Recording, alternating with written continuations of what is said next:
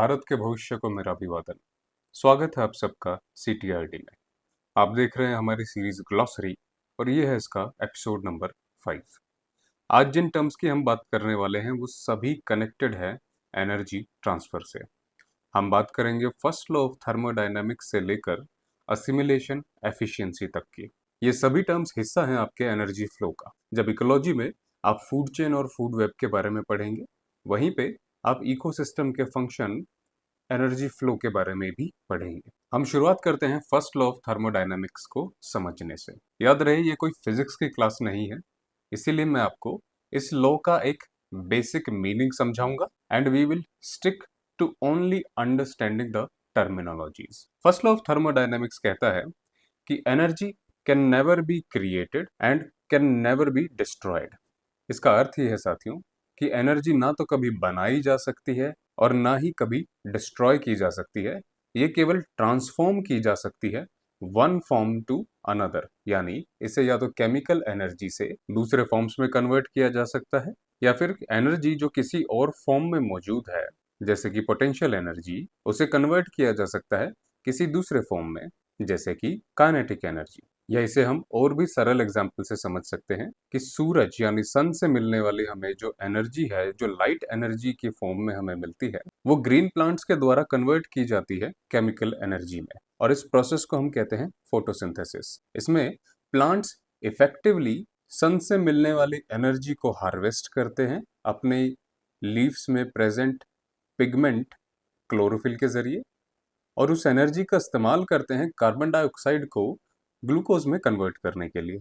यानी जब हम कहते हैं कि प्लांट्स आर प्रोड्यूसर्स, कि वो फूड को पैदा कर रहे हैं या अपने लिए फूड को मैन्युफैक्चर कर रहे हैं, इसका अर्थ ये है कि वो केवल एनर्जी को केमिकल एनर्जी में कन्वर्ट कर रहे हैं और इसका कोई दूसरा मतलब नहीं है साथियों। प्लांट्स बैठ के कहीं एनर्जी को क्रिएट नहीं करते, वो केवल प्री एग्जिस्टिंग एनर्जी को उसकी फॉर्म चेंज करके केमिकल एनर्जी में कन्वर्ट करते हैं।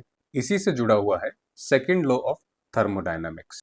सेकेंड लॉ ऑफ थर्मोडायनामिक्स कहता है कि हर एक एनर्जी ट्रांसफर जो होता है इट इंक्रीजेस एंट्रोपी, यानी कि जब भी एनर्जी एक ट्रॉफिक लेवल से दूसरे ट्रॉफिक लेवल या एक बॉडी से दूसरी बॉडी में ट्रांसफर होती है तो वहाँ की वो रैंडमनेस को इंक्रीज कर देती है या उसकी जो एग्जिस्टिंग एनर्जी है उसे इंक्रीज कर देती है, और इस वजह से जो भी एनर्जी उस सेकेंड बॉडी में प्रेजेंट होती है उसमें से कुछ हिस्सा is always lost as heat. वो हीट की फॉर्म में हमेशा एस्केप कर जाता है उस बॉडी से, जिसकी वजह से ये जो एनर्जी ट्रांसफर है ये इनएफिशिएंट होता है।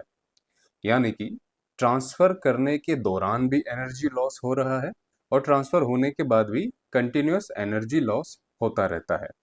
इसका एक एग्जाम्पल है, आप इसे ऐसे समझ सकते हैं कि ग्रास एक प्रोड्यूसर है। जब उसने सन से मिलने वाली लाइट एनर्जी को हार्वेस्ट किया और उसको यूज करके जो केमिकल न्यूट्रिएंट्स प्रेजेंट हैं उसे केमिकल एनर्जी में कन्वर्ट किया in the form of glucose, तो यहाँ पे जो कन्वर्जन हो रहा है और जो बायोमास के रूप में ग्रासेस अक्यूमुलेट कर रही हैं अपनी बॉडी के भीतर, इस पूरे प्रोसेस में एनर्जी लॉस होता है कई स्टेप पे।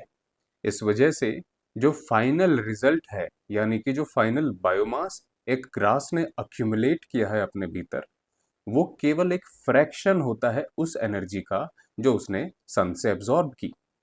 सिमिलरली जब ग्रास से और डियर तक एनर्जी ट्रांसफर होता है, जो होता है जब डियर घास को खाता है, तो इस प्रोसेस के दौरान भी एनर्जी ट्रांसफर जो है वो इनएफिशिएंट होता है। और इनएफिशिएंट होने का मतलब ये है कि इस ग्रास से बायोमास के रूप में जो एनर्जी डियर को मिल रही है वो केवल एक फ्रैक्शन होती है उस एनर्जी का जो टोटल एनर्जी ग्रास में प्रेजेंट है।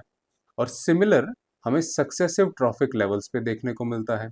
ये जो एनर्जी लॉस होता है ये लॉस होता है हीट के रूप में हर एक ट्रॉफिक लेवल पे। तो अब हीट लॉस है क्या? जब हम बार बार इस शब्द का इस्तेमाल कर रहे हैं तो इसे समझ भी लेते हैं।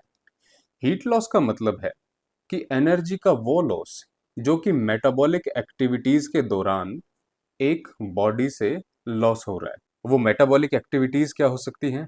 रेस्पिरेशन, ब्रीदिंग, मूवमेंट या डाइजेशन। चलने फिरने में भी एनर्जी खर्च होती है, खाने को पचाने में भी एनर्जी खर्च होती है, रेस्पिरेशन करने में भी एनर्जी खर्च होती है, या जितना सिंपल मूवमेंट है जो कि है सोचना, विच मीन्स जो आपकी ब्रेन की फंक्शनिंग है उसमें भी एनर्जी कंजम्पशन होता है। And all of this energy is lost in the form of heat, जो हमारी बॉडी से हीट के रूप में एस्केप कर जाती है। इसका एग्जाम्पल है, एक हिरन एनर्जी लूज करता है जब वो भाग रहा होता है, सांस ले रहा होता है, या फिर अपनी बॉडी का टेम्परेचर भी मेंटेन करने में लगा रहता है, या फिर आप कह सकते हैं कि बॉडी जब उसका टेम्परेचर मेंटेन करने की कोशिश करती है तब भी वो कंसिस्टेंटली हीट लूज करती रहती है। अगली टर्म है यूनिडायरेक्शनल फ्लो ऑफ एनर्जी। इसका अर्थ क्या है? जैसा कि आपको इस टर्म से पता चल रहा है, यूनिडायरेक्शनल का मतलब है एक ही डायरेक्शन में होने वाला फ्लो। एनर्जी के केस में हम देखते हैं कि एनर्जी हमेशा हायर पोटेंशियल से और लोअर पोटेंशियल की तरफ फ्लो करती है। ये ठीक वैसा ही है जैसे पानी ऊंचाई से और ढलान की तरफ बहता है। यूनिडायरेक्शनल फ्लो ऑफ एनर्जी की जब हम एक इकोसिस्टम के कॉन्टेक्स्ट में बात करते हैं तो हमारा ये कहना है कि सन से मिली हुई जितनी भी एनर्जी है वो हमेशा यूनिडायरेक्शनली फ्लो करती है, एक ट्रॉफिक लेवल से दूसरे ट्रॉफिक लेवल तक। जब हम इसे ट्रॉफिक लेवल की हायरार्की में देखते हैं तो ग्रासेस यानी प्रोड्यूसर्स सबसे लोअर ट्रॉफिक लेवल है और कार्निवोर्स एक हायर ट्रॉफिक लेवल पे आ जाते हैं। यानी सन से मिलने वाली एनर्जी ग्रासेस को ट्रांसफर हो रही है, ग्रासेस से डियर को, और डियर से लॉयन को ट्रांसफर हो रही है, और अल्टीमेटली जब ये ऑर्गेनिजम्स मरते हैं तो ये एनर्जी ट्रांसफर हो जाती है डेट्राइटिवोर्स को या डिकम्पोजर्स को, और वहां से all of this energy is lost into the environment. यहाँ पर इंपॉर्टेंट चीज ये है कि ये एनर्जी एक बार जब एनवायरनमेंट में लॉस हो चुकी है तो ये दोबारा से रिसाइकल नहीं हो सकती। इसका अर्थ ये है दोस्तों कि there has to be a continuous supply of energy within an ecosystem, और अर्थ पे हमें ये एनर्जी जो मिलती है ये सारी हमें सन से मिलती है।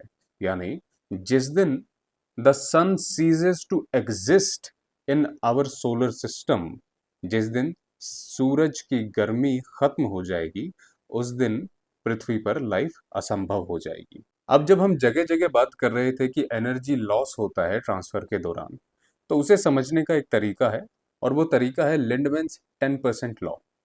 ये लॉ क्या कहता है? ये लॉ कहता है कि जब भी एनर्जी एक ट्रॉफिक लेवल से दूसरे ट्रॉफिक लेवल तक ट्रांसफर हो रही है, या फिर एक लोअर ट्रॉफिक लेवल से जो कि प्रोड्यूसर्स है एक हायर ट्रॉफिक लेवल जो कि कंज्यूमर है वहां पे ट्रांसफर हो रही है, तो एनर्जी का लॉस होता है। और जो फाइनल एनर्जी पहुंचती है दूसरे ट्रॉफिक लेवल तक वो केवल 10% एनर्जी पहुंचती है। इसे आप एग्जाम्पल से समझ सकते हैं। मान लीजिए सूरज से जितनी भी एनर्जी मिली उससे प्रोड्यूसर्स को 1000 यूनिट्स मिली। अब जब प्रोड्यूसर्स को खाने वाले जो प्राइमरी कंज्यूमर्स हैं उन तक एनर्जी ट्रांसफर होगा तो वो घटकर केवल 100 यूनिट्स रह जाएगा। इन प्राइमरी कंज्यूमर्स को खाने वाले सेकेंडरी कंज्यूमर्स जब इन्हें कंज्यूम कर लेंगे तो उन तक इन 100 यूनिट से केवल 10 यूनिट्स ही पहुंच पाएंगी। यानी at every subsequent level only 10% energy is getting transferred from one level to another level. इसे हम कहते हैं लिंडमैन्स 10% लॉ। अगली टर्म है इकोलॉजिकल एफिशिएंसी। इकोलॉजिकल एफिशिएंसी को हम सरल भाषा में ऐसे समझ सकते हैं दोस्तों कि ecological efficiency is the percentage of energy transferred from one trophic level to the next. यानी अभी जो हमने पिछले टर्म में डिस्कस किया कि एक ट्रॉफिक लेवल से दूसरे ट्रॉफिक लेवल तक जो total percentage of energy transfer हो रही है वो कहलाती है इकोलॉजिकल एफिशिएंसी। हमारे अर्थ पर मौजूद जितने इकोसिस्टम्स हैं उनके कॉन्टेक्स्ट में हम ये कह सकते हैं कि हमारी इकोलॉजिकल एफिशिएंसी यहाँ पर 10% है। इसे कैलकुलेट करने का एक जनरल फॉर्मूला है। हायर ट्रॉफिक लेवल पे जो एनर्जी ट्रांसफर हो रही है एक लोअर ट्रॉफिक लेवल से, इनको हम एक दूसरे से डिवाइड करें और मल्टीप्लाई करें 100 से। फॉर एग्जाम्पल मान लीजिए प्रोड्यूसर्स की 1000 यूनिट्स हैं और उनसे ट्रांसफर हो रही है हायर ट्रॉफिक लेवल पे 100 यूनिट्स प्राइमरी कंज्यूमर्स को।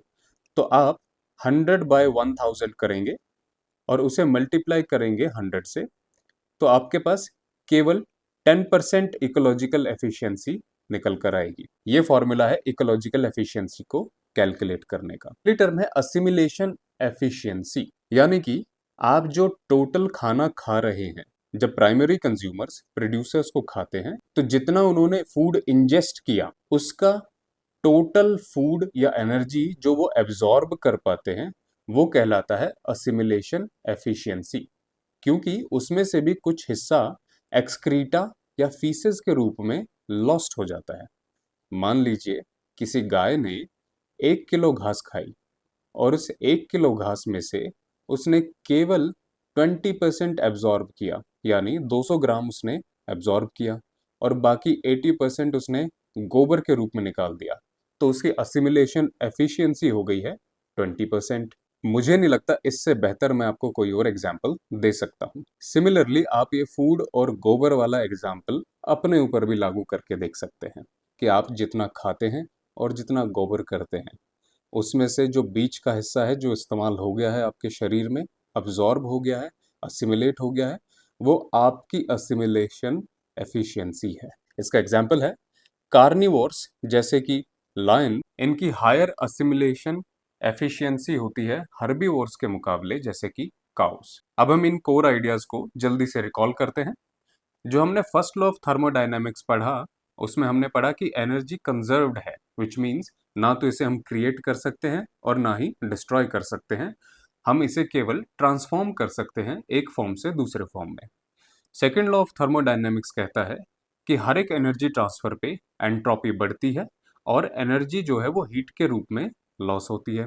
जब हमने यूनिडायरेक्शनल फ्लो ऑफ एनर्जी पढ़ा तो हमने समझा कि कैसे सन से एनर्जी प्रोड्यूसर्स को ट्रांसफर हो रही है और अल्टीमेटली वो डेट्राइटिवोर्स तक ट्रांसफर होती है और उसके बाद हीट लॉस या एनर्जी लॉस होता है जिसे रिसाइकल नहीं किया जा सकता। लिंडमैन्स 10% लॉ हमें बताता है कि जितना भी एनर्जी ट्रांसफर एक ट्रॉफिक लेवल से दूसरे ट्रॉफिक लेवल तक होता है वो लिमिटेड होता है और वो 10% ही होता है। हीट लॉस का कॉन्सेप्ट हमने पढ़ा कि मेटाबॉलिक एक्टिविटीज या लाइफ प्रोसेसेस के दौरान कैसे हीट के रूप में एनर्जी लॉस होती है या वेस्ट होती है। इकोलॉजिकल एफिशिएंसी का कॉन्सेप्ट हमने पढ़ा कि कैसे एनर्जी एक लेवल से दूसरे लेवल पे जो ट्रांसफर हो रही है उससे हम इकोलॉजिकल एफिशिएंसी कैलकुलेट करते हैं एक फॉर्मूला के जरिए।